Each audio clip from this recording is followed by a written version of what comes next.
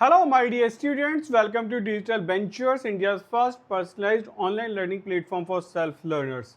बात करते हैं आपके पावर वर्ड्स को लेके, तो शुरुआत करते हैं पावर वर्ड्स। आज है आपका डे 16। ये एक ऐसा सेशन है जहां हम आपको वर्ड्स सिखाते हैं, वर्ड्स प्रैक्टिस कराते हैं और वर्ड याद करा के आपको भेजते हैं। तो लर्न करते हैं, प्रैक्टिस करते हैं, मास्टर करते हैं डे 16। तो पहला वर्ड आपके सामने है, बिना टाइम वेस्ट किए, कॉलिशन। कोलिशन मतलब क्या होता है? अगर हम देखें, इसका मतलब कहा जाता है गठबंधन। एन अलायंस और पार्टनरशिप, स्पेशली या टेम्परेरी वन, मतलब समझना परमानेंट नहीं होगी, फॉर्म्ड बाय डिफरेंट ग्रुप्स और individuals to achieve a common purpose और गोल। अक्सर पॉलिटिकल पार्टीज के बीच में जो होता है वो कॉलिशन होता है, क्योंकि कॉलिशन क्या है कि एक दूसरे को सिर्फ सपोर्ट करते हैं एक पर्टिकुलर पर्पस को पूरा करने के लिए, ठीक है, that type of thing. The two political parties formed a coalition to gain a majority in the parliament। मतलब दो जो पॉलिटिकल पार्टीज है ना, फॉर्म करते हैं कॉलिशन को to gain a majority in the parliament, की पार्लियामेंट में मेजोरिटी मिल जाए। तो आप ये याद रखो कि जो गठबंधन होता है उसको आप कोलिशन कह सकते हैं। ये सबसे अच्छा वर्ड है, कोलिशन मतलब गठबंधन होगा। नेक्स्ट आइए, अब इसके सिनोनिम्स क्या क्या हो सकते हैं? अलायंस हो सकता है, कहते हैं ना इनके बीच में एक अलायंस है, कोई ग्रुप्स का जुड़ जाना होता है। पार्टनरशिप सबसे आसान वर्ड है। यूनियन माने जुड़ना होता है। कॉन्फेडरेशन होता है स्मॉल स्मॉल ऑर्गेनाइजेशंस का एक साथ काम करना। लीग माने भी, जैसे क्रिकेट का लीग होता है ना, जुड़ना होता है, बहुत सारी चीजों का एक साथ काम करना। राइवलरी मतलब होता है वो आपका विरोधी है, अपोजिशन आसान वर्ड है। डिसयूनिटी सब अलग अलग है। डिस्कॉर्ड, डिस्कॉर्ड मतलब होता है डिसएग्रीमेंट। इसको आप ऐसे भी समझ लो कि इसका अपोजिट होता है ACCORD, एकॉर्ड। एकॉर्ड और डिस्कॉर्ड में एक वर्ड कॉमन है, कॉर्ड। कॉर्ड माने होती है रस्सी। याद करना बड़ा आसान होता है। अकॉर्ड मतलब सब जुड़े हुए हैं, और डिस मतलब सब खुले हुए, डिसबैंड हो गए, डिस्कॉर्ड हो गए। कंपटीशन, ये इजी सा वर्ड है। कंपटीशन प्रतिस्पर्धा होती है, तो गठबंधन का अपोजिट ये हो सकता है कि प्रतिस्पर्धा है, यानी कि कंपटीशन है। चलिए बढ़ते हैं नेक्स्ट वर्ड की तरफ। नेक्स्ट वर्ड होता है कोक्स। कोक्स माने होता है मनाना। कोक्स मतलब होता है मनाना। टू परसुएट, परसुएट करना होता है किसी को लालच देना, परसुएट कर देना, लालच कर देना। और मैनिपुलेट समवन, मैनिपुलेशन होता है ना, जब आपके मानो आप कुछ करना चाहते हैं, कोई आपको कहता है ऐसे नहीं ऐसे करो, इसको ऐसे कर सकते हैं, तो आपके थॉट्स को मैनिपुलेट करता है, चेंज करता है। जेंटली हो सकता है, ग्रेजुअली इनटू डूइंग समथिंग, मतलब धीरे धीरे करना, जेंटली करना। कोक्स मतलब मनाना होता है, जैसे घर वाले आपको मना लेते हैं कि भाई आप मेरे कहने से ये वाला कोर्स कर लो, या और बहुत सारी चीज़ों के लिए आपको मना लिया जाता है, तो वो आप कोक्स करते हैं, ठीक है। She try to coax the cat out from under the bed with a piece of string. अब आपको समझ आ गया होगा कि यही होता है कोक्स करना। जैसे आप कुत्ते को रोटी दिखा के कहते हो कि वो आपकी बात मान ले, वो कोक्स करते हो आप। ललचाना होता है कोक्स करना।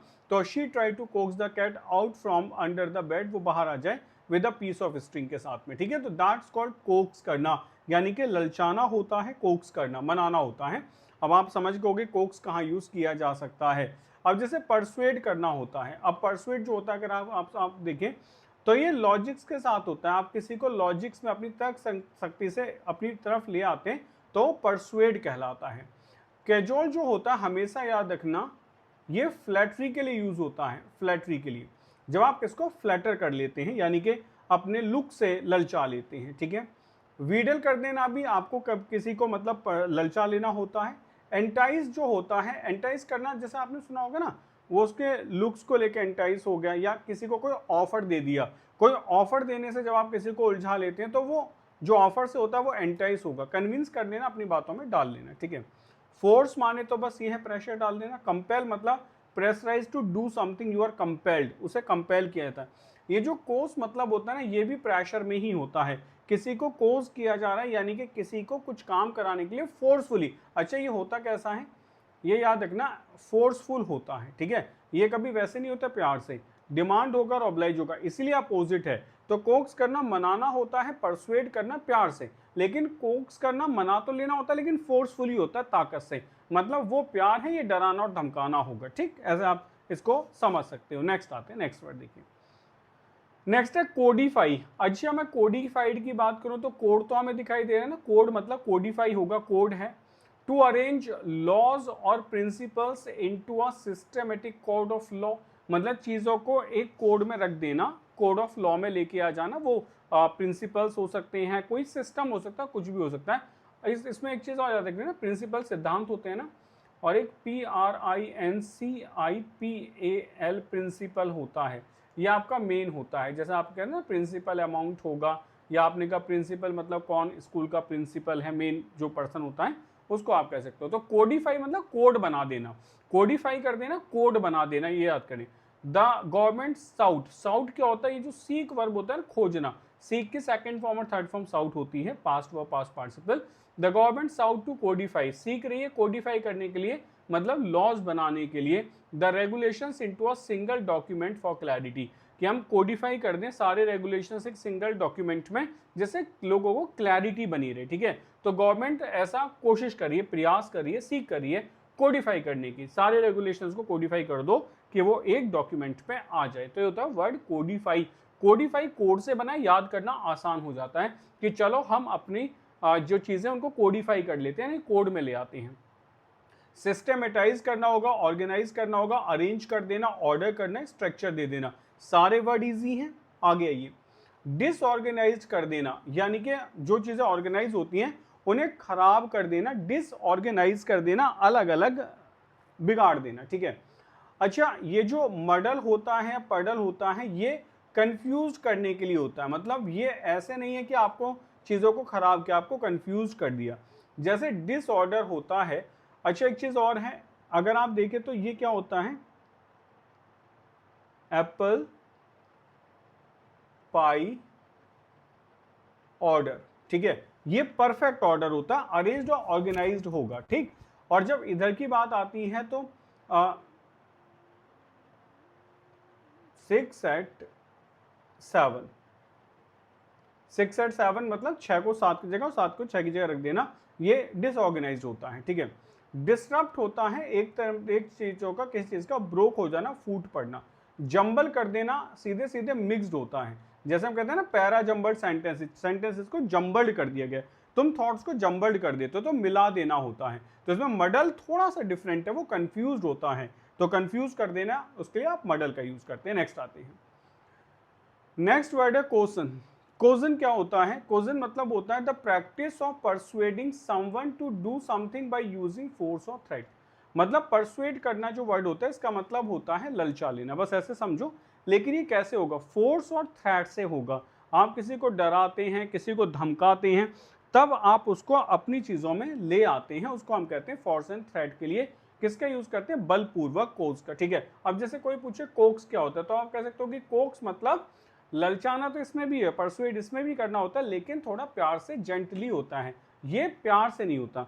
द सस्पेक्ट कन्फेस्ड, सस्पेक्ट ने कन्फेस कर दिया।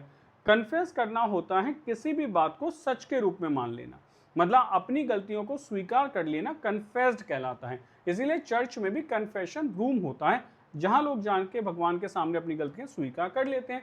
तो जो सस्पेक्ट था उसने कन्फेस्ड कर लिया under question from the police. अब कहाँ, पुलिस के क्वेश्चन में, मतलब पुलिस ने जो उसको डराया धमकाया, उसमें उसने कह दिया चलो मैं कन्फेस करता हूँ। इसीलिए आपने सुना होगा कि जितने भी पुलिस के सामने लिए गए बयान होते हैं वो कोर्ट में एडमिसेबल नहीं होते हैं। वो कोर्ट में एडमिसेबल इसीलिए नहीं है कि पुलिस डरा धमका के भी बयान लिखवा लेती है। तो क्या कहलाता है, क्वेश्चन कहला जाता है, ठीक है, बलपूर्वक करना। तो पुलिस जो करवाती है वो क्वेश्चन कराती है, आप इसको ऐसे भी याद कर सकते हो, ठीक है। कुछ वर्ड्स ऐसे होते हैं जो उस सिचुएशन में सबसे अच्छे यूज किए जाते हैं, तो उसको वहां यूज करना चाहिए। जैसे कोक्स मतलब ललचा लेना होता है, बच्चे को आप कोक्स कर सकते हो, अपनी बातों में उलझा सकते हो। कोजन आप कह रहे हो कि वही बात होगी जब हम किसी को उलझा लेते हैं, यानी कि बलपूर्वक काम कराते हैं। अब ये कंपल्शन वर्ड है, ये हम सबको रटा हुआ है कि कंपल्शन में है वो, ठीक है। मैं तो एक कंपल्शन में कर रहा हूँ, मतलब मेरा मन नहीं है लेकिन I am compelled to do it. Pressure मतलब होता है मेरे ऊपर प्रेशर है। अब ये कैसा भी प्रेशर हो सकता है, ठीक है, काम का प्रेशर हो सकता है, किसी की थ्रेट हो सकती है। तो pressure is a very common word, इसको आप अलग अलग कॉन्टेक्स्ट में यूज कर सकते हैं। कोशन मतलब हो गया, मतलब बलपूर्वक करवाना। कंस्ट्रेंट का मतलब बाधा हो जाती है, मतलब बाधित हो आप। कंस्ट्रेंट है, बाधा आपके ऊपर है, ठीक है, मतलब लिमिटेड हो आप, यही कर सकते हो। ऑब्लाइज या ऑब्लिगेशन जो होता है, आप इसको मोरल भी कह सकते हैं, ठीक है, या फिर आप कह सकते हो लॉ के अकॉर्डिंग ऐसा होने वाला, you are oblige to do that, तो मेरे ऊपर ऑब्लिगेशन है कि भाई मुझे करना पड़ेगा। It may be by the morality, it may be by the law, rules हो सकते हैं, तो मुझे करना ही होगा, ठीक है। अब ये हो गए कंपेल्ड करना। परसुएशन मतलब होता है ललचा लेना। मैंने आपको बताया ना, ये लॉजिक के अकॉर्डिंग होता है। परसुएशन होता है लॉजिक, आपने कोई विटी चीज लॉजिक दिखा के किसी को अपनी तरफ उलझा लिया, मतलब अपनी बातों में टेम्प्ट कर लिया। एनकरेजमेंट होगा। वॉलंटरीनेस होता है बिना किसी प्रेशर के, वॉलंटरीली। आपने वॉलंटियर एक्शंस हैं, वॉलंटियर्स आपने सुना होगा, वॉलंटियर्स होते हैं जो बिना किसी के कहे खुद ही सारा का सारा काम करते हैं। कन्विक्शन क्या होती है, आपके इंटरनल, मतलब कहते हैं मेरी कन्विक्शन है, ये मुझे लगता है ऐसा करना चाहिए, and the same is motivation. तो ये अपोजिट है, क्योंकि कोई कह नहीं रहा है, ये मेरी कन्विक्शन है कि ऐसा होगा, मैं ऐसा करूंगा, ये मेरा मोटिवेशन है। No one is compelling me to do something. तो जो खुद से हो रहा है, विलिंगली होना है, ठीक है। अच्छा, इसमें आप चाहो तो एक और लिख सकते हो, स्पॉन्टेनियस। स्पॉन्टेनियस का मतलब होता है स्वेच्छन, खुद हो रहा है, स्पॉन्टेनियस हो रहा है, किसी ने कंपेल्ड नहीं किया, इट्स नेचुरल, ठीक है। उसके लिए आप इसका यूज कर सकते हैं। नेक्स्ट आते हैं, नेक्स्ट है कोसिव। कोसिव का मतलब क्या होता है, कोसिव मतलब होता है यूजिंग और रिलेटिंग टू कोसिव, मतलब उसी से रिलेटेड है, कोसिव से ही, कोसन से रिलेटेड कोसिव ही है, ये एडजेक्टिव है। एम्प्लॉइंग फोर्स और threats to persuade someone to do something, यहां भी हम फोर्स और थ्रेट्स की ही बात कर रहे हैं। The king was known for his coercive tactics to maintain control. तो कोसन नाउन हो गया, कोसियन आप कह सकते हो। कोसिव क्या हो सकता है, कोएसिव होगा, जिसमें आप कहते हो कि एडजेक्टिव है, तो कोएसिव टैक्टिक्स हो सकती हैं, कोएसिव ट्रिक्स हो सकती हैं, कोएसिव टॉक्स हो सकती हैं, मतलब ऐसी चीजें जिसमें आपने बाध्यता दिला के किसी से काम कराया, उसको आप कोएसिव कहते हो। तो सिनोनिम्स क्या हो सकता है, पहला तो फोर्सफुली होगा, दूसरा कंपेलिंग होगा। इंटिमिडेटिंग का मतलब होता है, बहुत इंपॉर्टेंट वर्ड है, अक्सर आप सेलिब्रिटीज को भी बोलता सुनेंगे, डराना होता है। इंटिमिडेट कर देना होता है, डरा देना, कि कुछ कह देना कि ऐसा कर देंगे तुम्हारा, ऐसे डरा देना किसी चीज को, ठीक है। पावरफुल हो जाएगा, ओवर बियरिंग करना भी दबाना ही होता है, टू कॉन्फिडेंट, ठीक है, ऐसे होता है। ये परसुएसिव, ललचा लेना, वॉलंटरी खुद होगा।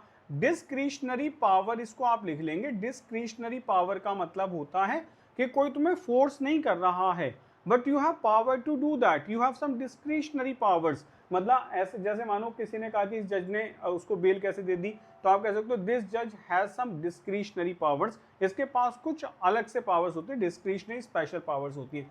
कन्विंसिंग आपका ललचा लेने वाला होगा। ऑप्शनल मतलब होगा कंपेल्ड नहीं है, फोर्स नहीं है, you are, it's option to you, आप मेरे साथ चलना चाहते हो चलो, नहीं चलना चाहते हो मत चलो, दैट्स ऑप्शन। मतलब आप आंसर दें या ना दें, ऑप्शन होगा, ये आपके ऊपर बाध्यता नहीं है।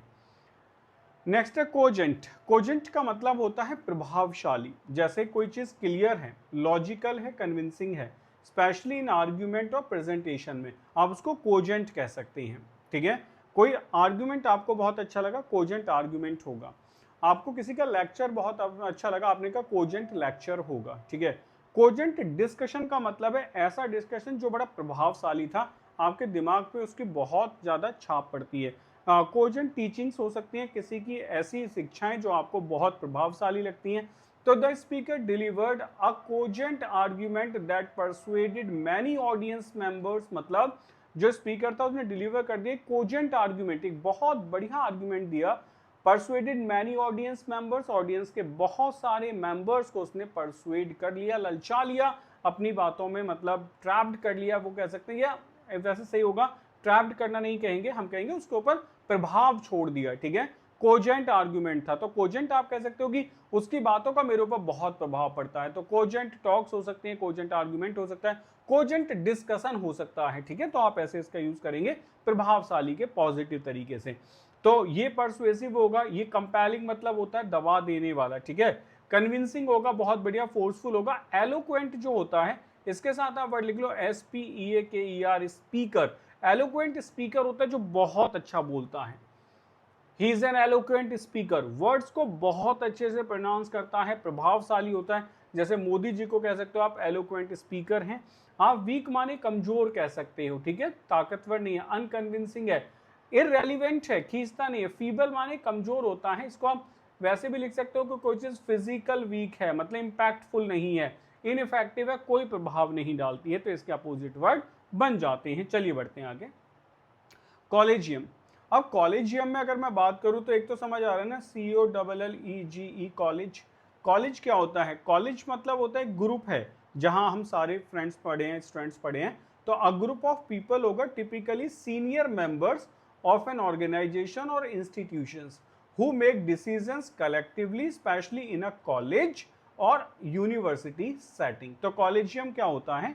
एक कॉलेज या यूनिवर्सिटी की वो गोष्ठी यानी कि वो कमेटी जो बड़े डिसीजंस लेती है, उस ऑर्गेनाइजेशन को चलाने के डिसीजन लेती है, उसको आप कॉलेजियम कह सकते हैं। समझ आ गया? The collegium of professors convened to discuss changes to the curriculum. मतलब जो कॉलेजियम ऑफ प्रोफेसर्स है ना, वो कन्वीन करता है डिस्कस करने के लिए चेंजेस टू द करिकुलम, की करिकुलम में चेंजेस होंगे। तो आप इसको ऐसे मान सकते हैं, ठीक है। एक चीज याद रखना,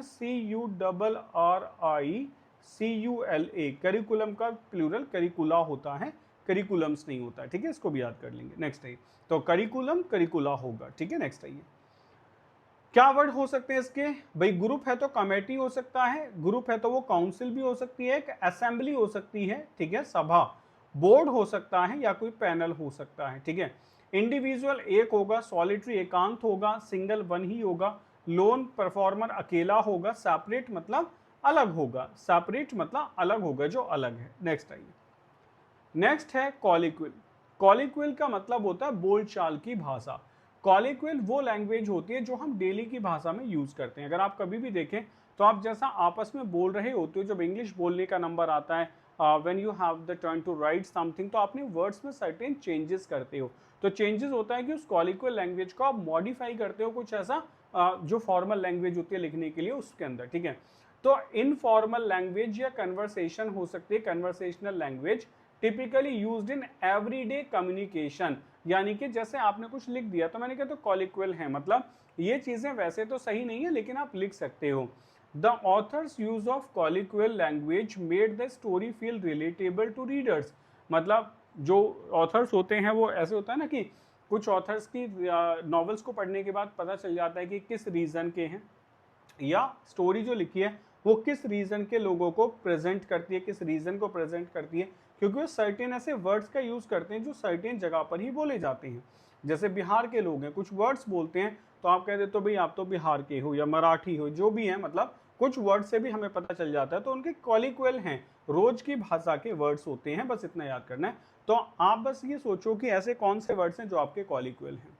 तो कॉलिक्वल मतलब होता है आपके वर्ड्स, ठीक है। उसको आप इनफॉर्मल वर्ड्स कह सकते हैं। इधर अगर आएगा तो इधर आएगा फॉर्मल वर्ड्स, जो ऑफिस में यूज होने वाली लैंग्वेज है। वर्नाक्यूलर क्या होती है? वर्नाक्यूलर मतलब हम जो बोलते हैं, ठीक है। कन्वर्सेशनल होगा जिससे हम कन्वर्सेशन करते हैं, कैजुअल होगा, कॉलिक्वल होगा। अपोजिट ऑफिशियल होगा, सैरिमोनियल होता है सैरिमनी को प्रेजेंट करने वाले। स्टेटली होगा जो मतलब स्टेटमेंट है। इरुडाइट मतलब विद्वान होता है, पढ़ा लिखा इंसान। और बुकिश मतलब होता है हु हैज बुकिश नॉलेज, ठीक है, जिसको बुक्स की बहुत अच्छी नॉलेज है उसको आप बुकिश कह सकते हो। Now let's move to the next word. Next word is combat. अगर आपने कभी एक मूवी देखी हो मोर्टल कॉम्बैट, मतलब नश्वर युद्ध, ऐसा युद्ध जो नाश कर देगा, ठीक है, लड़ने वाला। और to engage in a fight और कॉन्फ्लिक्ट विद एन एडवर्सरी, यानी कि योद्धा से लड़ना, अपोजिट योद्धा से लड़ना। The drama explores the combat between good and evil. Drama क्या कर रहा है? एक्सप्लोर कर रहा है कॉम्बैट, युद्ध को, बिटवीन गुड एंड इविल, तो उसको आप कॉम्बैट कह सकते हो। कॉम्बैट मतलब नाउन भी है और वर्ब भी है। जैसे द कॉम्बैट मतलब क्या होगा, हमने यहाँ लिख दिया कि ये एज अ वर्ब हमने, एज अ नाउन हमने यूज किया है, तो आप कह सकते हो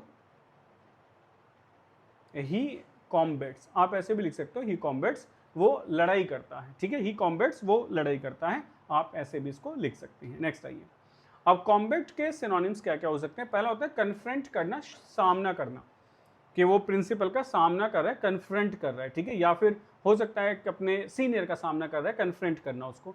ड्यूएल माने युद्ध होता है, पूरे पूरे लड़ाई होती है एकदम। बैटल माने युद्ध होगा। बैटल, अक्सर बैटल जो होता है वो बैटल फील्ड में लड़ा जाता है, अब इसको ऐसे भी आर्गुमेंट को क्लियर कर सकते हैं। क्लैश हो जाना होता है, मतलब कुछ लोग जा रहे थे आपस में भिड़ गए, वो क्लैश होता है। स्क्रिमिस मतलब झड़प हो जाती है, ऐसे झगड़ा हो जाता है, लड़ाई होती है। इवेड मतलब बच निकलना होता है। रिसीड माने पीछे हट जाना होता है। रिसीड माने होता है जैसे आप ऐसे समझो, अगर पानी जो होता है वो पीछे हट जाता है, ठीक है, तो उसको आप कह सकते हो कि वो वाटर रिसीड कर गया, ठीक। एश्यू मतलब होता है, एश्यू मतलब होता है इश्यू, इसका मतलब होता है टू अवॉइड, किसी चीज को अवॉइड कर देना। रिट्रीट मतलब होता है पीछे लौट जाना, विड्रॉ मतलब पीछे हट जाना, ठीक है, विड्रॉ कर लेना, सेना को विड्रॉ कर लिया गया या आप अपनी बात से विड्रॉ कर जाते हैं तो वो पीछे हटना ही होता है। नेक्स्ट वर्ड है कमेमोरेटिव। कमेमोरेटिव का मतलब होता है स्मृति में, याददाश्त में, सर्विंग एज अ मेमोरियल और मार्क ऑफ एन इवेंट और पर्सन।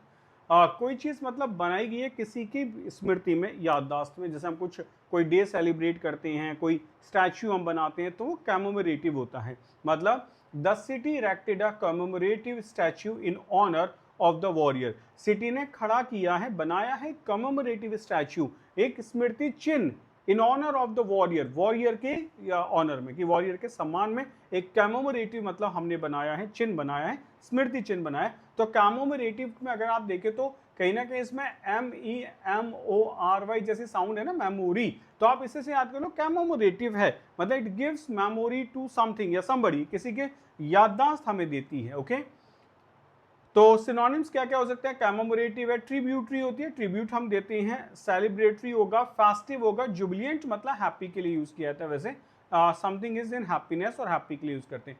अनरिमार्केबल, भाई अगर किसी का स्टैच्यू है तो it's a remarkable thing, unremarkable है साधारण चीज है, ठीक है। मुंडेन मतलब होता है नॉर्मल, कोई चीज इन जनरल है, ठीक है। अननोटवर्दी है या अनमेमोरेबल है या इनकॉन्स्पिशियस है, जो मतलब शो नहीं किया सकती, मतलब नॉट क्लियर, कुछ छुपा हुआ है, हिडन है, उसको इनकॉन्स्पिक्यूअस कहा जा सकता है, ठीक है। कॉन्स्पिक्यूअस है वेरी क्लियर, बिल्कुल क्लियर है, सबको दिखाई देती है। तो ये थे बच्चों 10 आपके वर्ड। अब हम बात करने वाले हैं बड़े प्यारे से इडियम्स एंड फ्रेजेस को लेके। मेरा सिर्फ आपसे ये कहना है कि आप लोग इन वर्ड्स को याद करें और कम से कम एक या दो वर्ड को वोकैब ऑफ द डे या वर्ड ऑफ द डे बना के याद कर लें, उनसे एक मैसेज लिखें, वर्ड्स को लिख के देखें, कम से कम 5-10 बार उनको बोल के देखें। कोजेंट कितना अच्छा सा वर्ड है, कमेमोरेटिव, कोई भी कल स्टैच्यू दिखाई देगा, कमेमोरेटिव याद आ जाएगा। कोजेंट करना होता है किसी को ललचा लेना, कोस करना होता है मतलब डरा धमका के काम कराना। तो कुछ तो ऐसे वर्ड्स हैं ना जो एक बार में ही याद होते जा रहे हैं, ठीक है। तो चलिए बात करते हैं इडियम्स एंड फ्रेजेस को लेके। पहला वर्ड है बिग फिश। बिग फिश कौन होता है? एन इंपॉर्टेंट और इन्फ्लुएंशियल पर्सन। अब एक सोसाइटी का एक ऐसा आदमी जो बहुत ताकतवर है, वो आप बिग फिश कह सकते हो। अब ये बिग फिश कौन है? आप बिग फिश मानो आपके यहाँ कोई बड़ा पॉलिटिशियन हो सकता है, आपके गांव का प्रधान हो सकता है, ताकतवर यदि है तो प्रधान वैसा वाला भी हो सकता है, ऐसे ही काम करना हो तो उसको आप बिग फिश कह सकते हो, जो बहुत इंपॉर्टेंट इन्फ्लुएंशियल पर्सन है। आप ऐसे मान लो जिसका आपके यहाँ आना सम्मान की बात है, आपके यहाँ शादी में अगर आ गया तो आपने कहा सम्मान की बात है। In a small town like this he is a big fish. ऐसे छोटे शहर में ये बिग फिश है, मतलब बहुत इंपॉर्टेंट इंसान है जो छोटे शहर में रहता है। नेक्स्ट है bill and coo. Bill and coo का मतलब समझे क्या होता है? कू का मतलब जो डक होती है ना, जो बोलती हैं मतलब बहुत धीरे धीरे से, उसको कू कहा जाता है। तो टू टॉक एफेक्शनेटली और whisper sweet nothings to each other, ठीक है। अब इसको आप ऐसे कर लो, ऐसे समझो कि मानो दो लोग हैं, if they are in love, तो वो बहुत धीरे धीरे बातें करते हैं एक दूसरे से, विस्पर करते हैं, उसको आप बिल एंड कू कह सकते हैं। समझ गए? The young couple was billing and cooing at the cafe obvious to everyone else. मतलब क्या था? ऑब्लिवियस टू एवरीवन एल्स, सबके लिए ऑब्लिवियस था। तो क्या कर रहे थे? बिलिंग एंड क्वीइंग कर रहे थे, जो लोगों को समझ नहीं आया था, वो ऑब्लिवियस था एवरीवन के लिए। तो आप ये समझ जाओ कि if two people are in love, तो वो जो धीरे धीरे बातें करते हैं ना, विस्पर, जो लोगों को समझ नहीं आती, उसको बिल एंड कू कहा जाता है, ठीक है। याद रखेंगे, बिल एंड कू कहा जाता है, उसको याद कर लो, अच्छा सा वर्ड है। नेक्स्ट है ब्लेज अ ट्रेल। ब्लेज माने होता है मशाल जलाना, ट्रेन वाली लाइन होती है। अब मानो कोई लाइन है तो किसी ने कहा ये किसने शुरू किया था, किसने मशाल जलाई थी इस मूवमेंट की, ऐसे था ना, ये मूवमेंट किसने शुरू किया था, तो हु ब्लेज द ट्रेल, ऐसे याद कर लोगे। To do the first, to do something important और set an example for others. किसने शुरुआत की? टू बी द फर्स्ट, कौन फर्स्ट है? To do something important and set an example for others, मतलब she blazed a trail for women in engineering. वो पहली औरत है जिसने इंजीनियरिंग की, तो शी ब्लेज्ड द ट्रेल। अब आप ये कह सकते हो कि जो पहली पायलट है उसको आप कह सकते हो शी ब्लेज्ड द ट्रेल। आपने कहा ये पहली मतलब आर्मी में लेफ्टिनेंट है, शी ब्लेज्ड द ट्रेल। और कोई पहली स्वतंत्रता सेनानी है तो आप उसको कह सकते हो शी ब्लेज्ड द ट्रेल। ऐसे आप बहुत सारी चीज़ें कर सकते हो। अच्छा, अगर आपने भी कभी कोई मूवमेंट शुरू किया है, आपने कहा मैंने लोगों के लिए आवाज़ उठाई है, तो you can say I ब्लेज्ड the trail, मैंने भी ये चीज़ शुरू की थी। ब्लीड समवन ड्राई और वाइट, अब देखो ड्राई तक समझ लो, कहते हैं ना किसी का पूरी तरीके से खून चूस लेना। ब्लीड समवन ड्राई, और वाइट मतलब अगर आप बॉडी से पूरा खून निकाल दें, जैसे डेथ होने के बाद होता है तो शरीर वाइट हो जाता है, तो ब्लीड समवन ड्राई और वाइट तक, ठीक है। इसका मतलब क्या होता है, to take all of someone's money और रिसोर्सेज, किसी का सारा पैसा और सारी रिसोर्सेज निकाल लेना, ठीक है, तो उसको कहते हैं ब्लीड समवन ड्राई और white. The legal fees blade him dry after the long court case, the legal fees जो थी ना blade him dry after the long court case, लंबे समय तक कोर्ट केस चलता रहा तो लीगल फीस ने उसको ब्लैड हिम ड्राई पूरी तरीके से खत्म कर दिया। आप कह सकते हो बीमारी ने उनके घर को ब्लैड दैम ड्राई, उन्हें पूरी तरीके से सुखा दिया।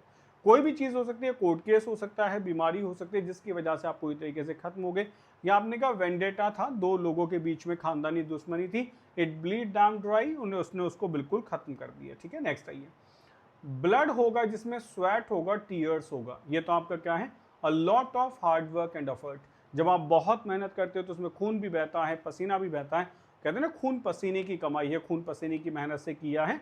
It took blood sweat and tears to get the company off the ground, ठीक है, ऑफ द ग्राउंड ले जाने के लिए मैंने इस कंपनी में ब्लड दिया है, स्वेट दिया और टीयर्स दिए, यानी कि बहुत मेहनत की है, do a lot of work. Blow the gap मतलब टू रिवील अ सीक्रेट और expose something that was meant to be kept hidden, कुछ ऐसी चीजें, ब्लो माने खोल देना, किसी ऐसी चीज को जो सीक्रेट था या जिसको माना गया था कि हिडन रहे। Someone blew the gap on the surprise party, so now she knows everything, किसी ने क्या करा, सरप्राइज पार्टी में सब कुछ बक दिया, so now she knows everything, अब उसको सब कुछ पता है, ठीक है। तो ब्लो द गैप मतलब समझेंगे कि किसी बात को खोल देना, ओपन कर देना, ठीक है। Let the cat out of the bag का मतलब है सीक्रेट को खुलने दो, वो खुलना होता है, ये खुल चुका है। नेक्स्ट आइए, Bob is your uncle, everything is fine of और works perfectly, there you go, ठीक है। अब इसको मैं आपको बता रहा हूँ, ऐसे समझ लो कि इमेजनरी कैरेक्टर है बॉब, इन्फ्लुएंशियल इंसान है, तो अगर आपको कोई काम निकालना है तो आप कहते हो ना मेरा वो बॉब जो है वो मेरे अंकल हैं, मतलब ये मान लें कि विधायक जी जो हैं वो मेरे पड़ोसी हैं या विधायक जी के मेरे रिश्तेदार हैं, ठीक है। तो बॉब इज़ माई अंकल, विधायक जी इज़ माई अंकल, ऐसे कर सकते हैं ना। तो एवरीथिंग इज़ फाइन और works perfectly, then you go मतलब देयर यू गो, सब कुछ तुम्हारे लिए, क्योंकि बॉब इज़ योर अंकल। तो आपने कहा just put the keys in turn it and Bob is your uncle, the drop opens, the door opens, कि बॉब इज योर अंकल, सब कुछ तुम्हारा होगा, द डोर ओपन्स, ठीक है। तो सब कुछ ठीक से चलेगा। आप ऐसे भी कह सकते हो, कोई डिश बनाते हैं कि इसको ऐसे करना है, इसको ऐसे करना है, इसमें ब्लेंड कर देना, इसको से मिक्स कर देना, and the Bob is your uncle, now everything will be for you perfectly and fine. Bone of contention और दूसरा कौन सा होता है, APPLE, एप्पल ऑफ डिस्कॉर्ड, इन दोनों का मतलब एक ही होता है, झगड़े की जड़, bone of Discord and Apple of Discord, ठीक है। A subject of dispute or disagreement होगा, the salary differences has always been a bone of contention between them, जो सैलरी के डिफरेंसेस थे ना, has always been a bone of contention between them, वो उनके बीच में bone of contention हमेशा बना रहा। Born in the purple, purple में पैदा होना, यानी कि आप इसको समझ लो कि रॉयल फैमिली होता है ना, ठीक है। और रॉयल फैमिली के लिए क्या यूज करते हैं, अगर याद आता हो तो हम कहते हैं ना ब्लू ब्लडेड, कौन लोग होते हैं ब्लू ब्लडेड, जो अमीर लोग होते हैं। बॉर्न इनटू रॉयल्टी और प्रिविलेज में पैदा होना, born with a silver spoon, ये भी तो होता है।